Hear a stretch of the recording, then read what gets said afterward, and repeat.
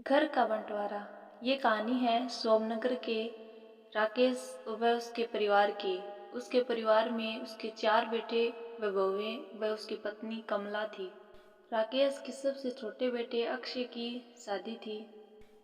कमला अपने बेटे से कहती है, अरे विनोद, तुमने हलवाई को सारा सामान दे तो दिया ना। अक्षय की शादी में कोई कमी नहीं रहनी चाहिए। आखिर सबसे छोटा भाई है तुम सबका। हाँ माँ, तुम चिंता मत करो, मैं पूरा ध्यान रखूंगा। मंगल बेटा, तूने तो कहा था कि फूल का ऑर्डर दे दिया है। यहाँ तो फूल पहुँचे ही नहीं। अब क्या बहू की विदाई के बाद फूल आएंगे? माँ, मैंने अभी बात की है फूल वाले से, वो रास्ते में ही है।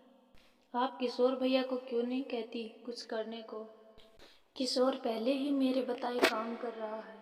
पास के सभी रिश्तेदारों और मोहल्ले वालों को कार्ड देने वही तो गया है। रिसेप्शन के लिए हॉल भी उसी ने बुक किया था।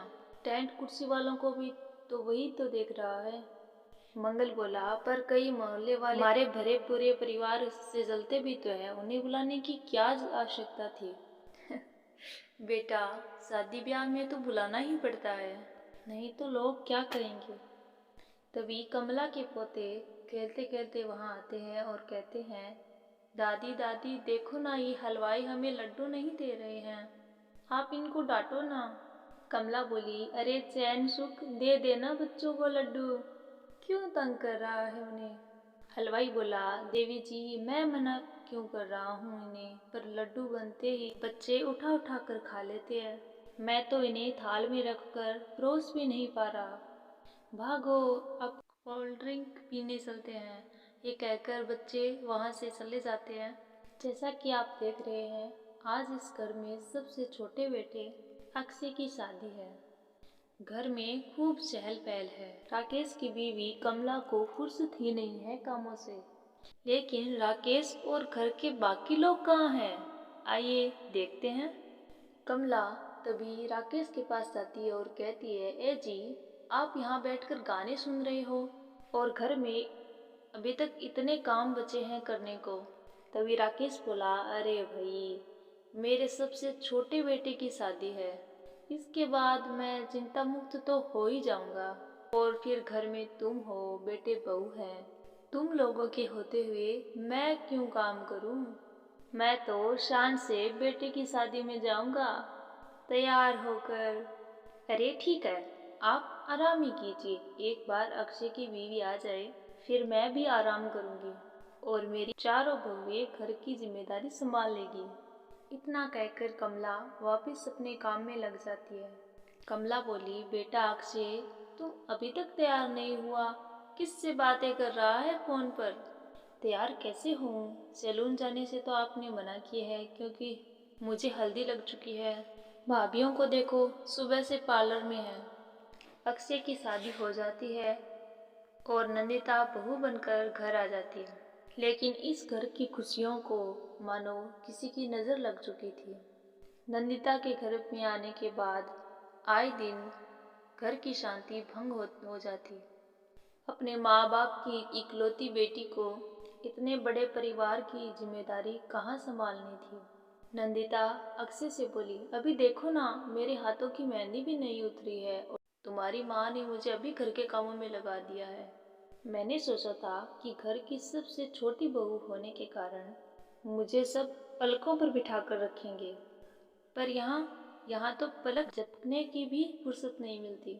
अक्षय बोला, देखो नंदू, शादी से पहले ही हमने तुम्हें और तुम्हारे पेरेंट्स को बता दिया था कि मैं जॉइंट फैमिली में रहता हूँ, फिर अब ये शिकायत क्यों? और तुमसे पहले मेरी भाभियाँ भी तो आई थी शादी करके, उन्होंने तो कभी कुछ नहीं कहा। नंदिता तब तो चुप हो जाती है, लेकिन ऐसा बहुत दिनों तक नहीं चलता। तभी विनोद की बीवी नंदिता से कहती है, अरे नंदिता, माँ बापूजी की दवाई का टाइम हो गया है, उन्हें दवाई दे आओ और उसके बाद सबके लिए नाश्ता बना देना।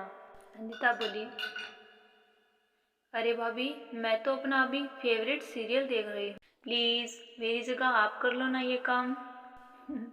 ठीक है, मैं तुम्हारी जगह माँ बापूजी को दवाई दे आती हूँ और नाश्ता बना लेती हूँ। तुम मेरी जगह पूरे घर में डस्टिंग करके पांचों बच्चों को तैयार करके स्कूल भेज देना और दोपहर के खाना बनाने के बाद कपड़े धोकर सुखा देना। उसके बाद हम दोनों बाजार जाकर सब्जी ले आएंगे, फिर डिनर की तैयारी कर लेंगे। और उसके बाद नंदिता बोली, बस बस बस भाभी, मैं ही माँ बापू जी को दवाई देकर सबके लिए नाश्ता बना देती हूँ। हे भगवान, ये कहाँ लाकर फंसा दिया मुझे।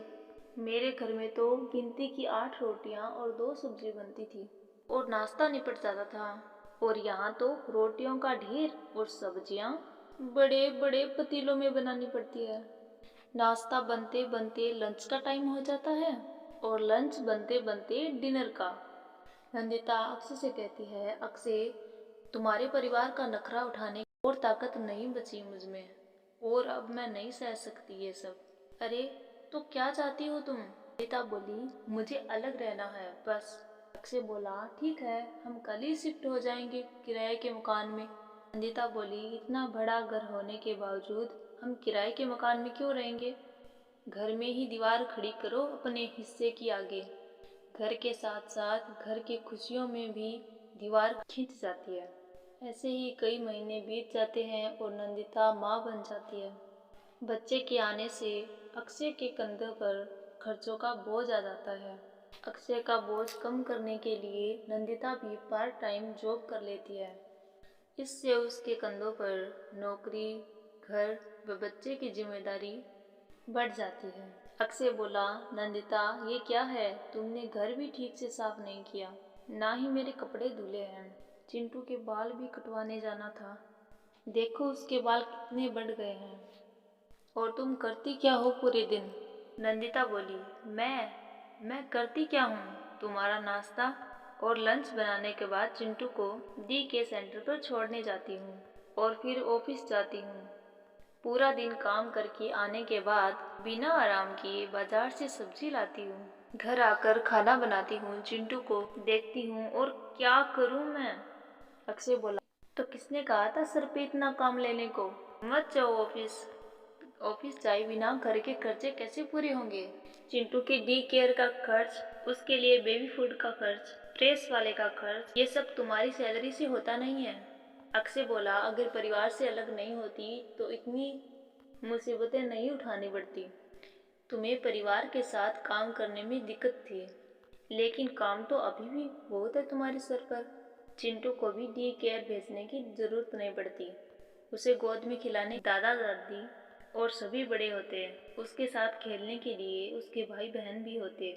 मेरे तीनों भाइयों के बच्चे भी बड़े हुए हैं बिना महंगा बेबी फूड खाए, क्योंकि मेरी माँ और भाभी बहुत अच्छे से जानती है कि बच्चे को क्या खिलाना चाहिए। बिजली के बिल जैसे खर्चे भी सब मिलकर बांट लेते थे। लेकिन तुम्हें तो सबसे अलग रहने में ही मजा आता है, तो अब शिकायत क्यों करती हो? बस करो अक्षय, बस करो। मैं मानती हूँ कि मैं गलत थी। मेरे एक फैसले ने हमें बिल्कुल अलग कर दिया है सबसे। एक घर में होते हुए भी हम बाकी परिवार से अजनबियों की तरह रह रहे हैं। अक्षय और नंदिता की सारी बातें घर के बाकी सदस्यों को सुनाई दे रही थी। तभी कमला बोल पड़ती है, अरे नंदिता बहू, किसने कहा तुम अकेली हो? तुम्हारे साथ इतना भरा बड़ा परिवार है ना। हम तो ये चाहते थे कि तुम अपनी गलती समझ जाओ। हम तुम्हें समझाते तो शायद तुम नहीं समझते, लेकिन अपनी गलती का एहसास तुम्हें खुद हो गया है। लेकिन अब तुम समझ चुकी हो कि परिवार में एक साथ रहने का मोल क्या होता है। नंदिता बोली, मम्मी जी, मुझे माफ़ कर दो, आगे से ऐसा कभी नहीं होगा। कमला बोली, अरे माफ़ी वाफ़ी सब बाद में, पहले मुझे मेरा पोता मेरी गोद में तो दे, और तुम जाकर सबके लिए चाय बना ला।